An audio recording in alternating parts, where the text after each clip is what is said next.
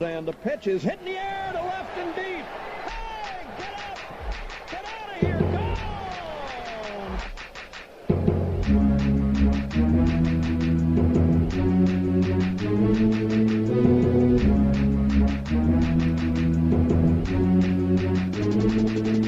Well, it's been a long time, but the Brewers are back. We got the crew from Milwaukee, and we're on the attack. From the greatest city in the world, Milwaukee, Wisconsin. Hello, everybody. It's me, Mr. Brewtown. You are listening to the big show we call the Brewtownsports. Look for us on Twitter and Google+, Brewtownsports.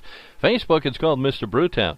You can also listen to the show at BaseballTalkRadio.com, Stitcher.com, TuneIn.com, and iTunes.com. Don't forget about TPSRadio.net and my site, BrewtownRadio.weebly.com. If you want to shoot a question to us, you can do it the old-fashioned way. Just go to Mr. Brewtown78 at gmail.com, and if you got a comment or a question that you want shared with the fine listeners of the big program, just go to BrewtownRadio.weebly.com, hit the comment line button, and we'll play it right here on the big show.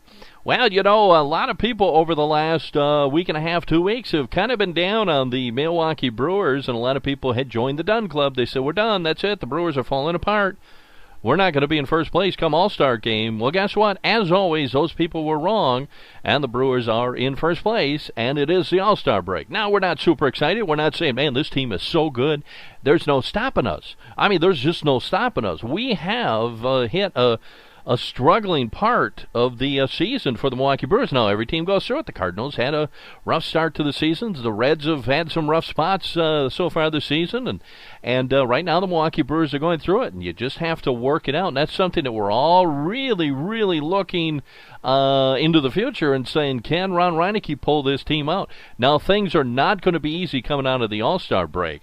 We've got our work cut out for them after the All-Star break. We start off in Washington with the Nationals, who go into the break tied with Atlanta atop the National League East. Now, the Nationals are really good baseball team, so it's not an easy start coming out of the All-Star break. Then it's back home to Milwaukee, where the Reds show up here in the greatest city in the world, Milwaukee, and take on the Brewers, followed by the Mets, and a trip to Tampa Bay to play the Rays, and then back to St. Louis for another meeting with the Cardinals. There are, of course, lots of questions after the All-Star break. Can the starting pitching revert to its early season form? Can Ron Reineke find a lineup that works on a day-in and day-out basis? And also, does that bullpen have enough left in the tank for the rigors of a stretch run after already throwing 272 innings in the first half of the season? Now, that number is actually fifth lowest total in the National League, but when broken down by pitcher, there is cause for concern. Lefty Will Smith is tied for the league lead with 49 appearances so far to start off the season. He was unhittable for much of the season, but he's now allowed 9 runs over 2 innings, and that's an ERA of 40.50 in 3 games before throwing a scoreless inning on July 13th. Closer K-Rod has 27 saves and 30 chances, but his appearance, he's been at 45 games, so that's a lot of games to already. We're just over the halfway mark. Getting those 2 arms has also been a bit of a problem, as right-handers Jim Henderson and Tyler Thornburg have been sidelined with injuries, and Brandon Kinsler has been nothing close to his 2013 performance. Reineke is hoping his pitching staff won't have to carry as much of the team's burden in the second half. He's optimistic that offensively, the 4-day break will help clear the mind as well as the rest of the muscles. There are big questions ahead for the Milwaukee Brewers, and there's no real reason to think that Milwaukee won't be in the hunt for at least a playoff spot this fall, especially when you consider injuries elsewhere in the division. Now, the Cardinals have already lost 2 starters in Michael Wacha and Jamie Garcia, and just a couple of days ago, they lost catcher Yadier Molina for 8 to 12 weeks with a torn ligament in his right thumb. Now, as some people have said, hey, Mr. Brewtown, it's not a big deal that they're going to be without Yadier Molina, and it really is a big deal. I mean, this is a guy who is basically the captain of the team. I mean, a catcher is usually your smartest player. He's in on just about every play, and he works with the pitching staff. And to lose somebody as good as Yadier Molina, that's a huge blow to the St. Louis Cardinals. St. Louis Cardinals are still a really good baseball team, but you know that kind of gives the Brewers a little edge. Jonathan LaCroix is still in the lineup, so that's one up for the Milwaukee Brewers. Cincinnati, meanwhile, will go forward without second baseman Brandon Phillips. That's a big dent in the Reds lineup, too. Brandon Phillips is a really good baseball player. If the Brewers can stay healthy, and they have thus far this season, they've had a few small injuries, and get back to clinking on all cylinders, Milwaukee will be watching baseball come October. But for now, the Brewers will just be happy with that one-game lead. And Chris Davis, the left fielder, said after the game yesterday, it's not comfortable because St. Louis is a great ball club, and they're going to be there until the end. And he said the Brewers are just going to take it day by day by day, and they're glad to be in the spot that they are. And we're glad that they're in the spot that they are. This has been a really exciting first half of the season, and the Brewers have played some heads-up and good baseball. And, you know, like every team, we're right now in a little period where we just seem to be struggling, and hopefully the players that are not playing in the All-Star game will take an opportunity over the next 4 days to figure it all out and get those bats awake. And let's start out the second half of the season with some very good victories. Now, we're at 53-43, and we're one game up on the St. Louis Cardinals in the National League Central, and the Cardinals are playing some good baseball. Let's take a look at what I think everybody is looking at, the first half MVP for the Milwaukee Brewers. You got to give it to Jonathan LaCroix. Now, Carlos Gomez deserves plenty of consideration, but the nod here has to go to LaCroix, who's batting .315, 9 home runs, 32 doubles, and 44 RBIs in the first half alone. And after winning his first spot in the National League All-Star game via the players' vote, he will now start. That Yadier Molina is out with an injury. LaCroix is not only Milwaukee's most consistent hitter, but he is one of the best receivers in the game, even though his base running numbers have been tainted by some poor infield play. If Milwaukee makes the playoffs, expect Jonathan LaCroix to earn some votes at that MVP for the National League. And I agree with that review. Jonathan LaCroix is never given the credit as being as good as he is behind the plate. And the Brewers have made some defensive mistakes that have taken away some of the numbers from Jonathan LaCroix. The first half grade for the Milwaukee Brewers is a B-. Milwaukee fell flat at the end, so you got to look at it that way. The Brewers have spent 100 days atop the National League Central, and we're only tied for one of those. There's also a game. They're also a game behind the Dodgers for the National League's best record. That's not too shabby. The B-, a lot of people are saying, well, you got to give them an A because they're still in first place. You got to give them a B- because over the last 11, 12, 13, 14 games, it's been a really struggling team. So that grade has fallen off. And I always kind of grade the Brewers a little lower than everybody else because I kind of look at things a little bit different than everybody else. And anybody who's been listening to the show since 2008 will probably agree with me. The post-break pivotal player, Ryan Braun, of all the Biogenesis boys, nobody has more to prove than Ryan Braun. Milwaukee's $100 million man is batting .298, 11 home runs, and leads the team with 52 RBIs, but a prolonged slump in June and a number of nagging injuries have snapped the consistency out of the one-time most valuable player. I've been satisfied with Ryan Braun when he's in the lineup. I think this is a guy that's going to put up some numbers. He's never going to put up the MVP numbers. That was the biggest season that Ryan Braun's ever going to have, but this is a guy that's going to give you home runs, and he's going to drive in runs. Now, should the Brewers buy or sell? That's another thing. A lot of people have been talking about that, and that all depends. The Brewers could use some help in the bullpen, but would like to see whether or not Jim Henderson and Tyler Thornburg can return and contribute down the stretch. A versatile bat off the bench would be beneficial. That's what I would go for. But unless the Brewers find a way to move Ricky Weeks, there just isn't a lot of space on that roster.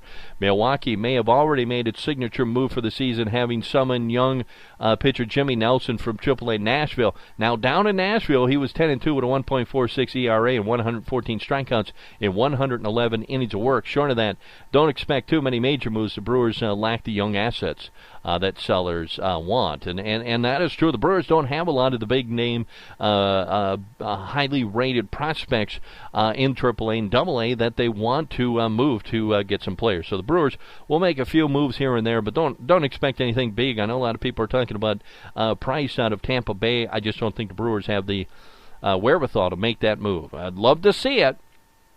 That would make me very very, very happy, but I just don't see the second half fate. If the Brewers really want to make the run and continue in first place, it all comes down to the health of Ryan Braun and, to a lesser extent, Aramis Ramirez. Those two guys need to be in the lineup as much as we can get them, so we don't have to rely on guys coming up from the minor leagues like Elena Herrera and other guys that will not be able to put up the numbers that Ryan Braun and Aramis Ramirez will do on a regular basis. We're going to take a break. When we come back, we're going to take a look at the All-Star Game preview, and we're going to see whether or not Ron Reineke sticks with the current starting rotation or if he makes some moves. And we'll do that right after this short break. You are listening to The Big Show. We call it Brewtown Sports. Hey, baseball fans, if you've been dying all winter for some hot baseball action, a little crack in the bat, the slap of a ball in a leather glove, waiting to talk baseball and listen to people talking baseball, well, you can have that and much more at baseballpodcast.net, the home of great baseball podcasts. That's baseballpodcast.net. Don't forget you can look for us on Twitter and Google Plus Brewtown Sports. Facebook, it's Mr. Brewtown.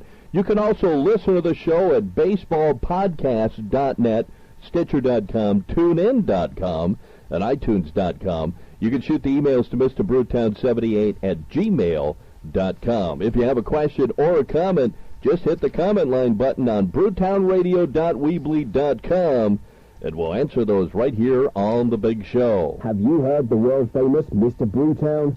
Check out his shows right here at the home for baseball talk, baseballpodcasts.net. Hey, welcome back to The Big Show. We call it Brewtown Sports. Look for us on Twitter and Google Plus Brewtown Sports. Facebook, it's called Mr. Brewtown. You can also listen to the show at baseballtalkradio.com, Stitcher.com, TuneIn.com, and iTunes.com, tpsradio.net, and brewtownradio.weebly.com. Hey, I love this part of the season because it's a chance for everybody to kind of sit back, take a look at all the numbers that are out there. Take a look at the standings, take a look at the performance of every team, and trying to figure out, okay, who are the teams that are going to be in the playoffs? And guys that are into baseball, especially the fantasy guys, we love to do that. We love to sit there for hours and hours and just stare at that monitor and look at all the numbers and say, wow, I didn't realize that the Baltimore Orioles are in first place in the American League East, and they are 4 games up on the Toronto Blue Jays. Now, the Orioles are at 52-42. Toronto's at 49-47. The New York Yankees, and I say it every year, please, ladies and gentlemen, never count out the Yankees. I know we all hate them. We hate their success, but this is a team that is built to win, and they're just going to find a way to win. And they're without CeCe Sabathia. They're just going to figure something out, and they're going to end up winning. They're not going to win the division. They're not going to win the World Series, but they always find a way to win. They're at even 500. They're 47-47. Tampa Bay is 44-53, 9.5 games back. They've won 2 games in a row. All right, Tampa Bay Rays. Boston's in last place, 43-52. They're 5-5 in the last 10 games. Also 9.5 games back of the Baltimore Orioles. Congratulations to Buck Showalter for doing a fantastic job with the Baltimore Orioles. Central Division of the American League, the Detroit Tigers are in first place where they should be and will be for the rest of the season. They're 53-38, 6.5 games up on the Kansas City Royals. Kansas City's 48-46. Cleveland's at 47-47, 7.5 games back. Terry Francona's done a great job of turning this team around. This is a good team, ladies and gentlemen. Over the next couple of years, look for the Cleveland Indians to play some really good baseball. Chicago White Sox are at 45-51. They're 10.5 games back. Minnesota Twins are 44-50. They're also 10.5 games back. In the Western Division of the American League, the Oakland A's. I'm going to say it again, ladies and gentlemen, just in case you just came out of the cave. The Oakland A's are in first place. They're 59-36. Now, they're only 1.5 games up on the Los Angeles Angels of Anaheim, California. The Angels are 57-37, a game and a half back.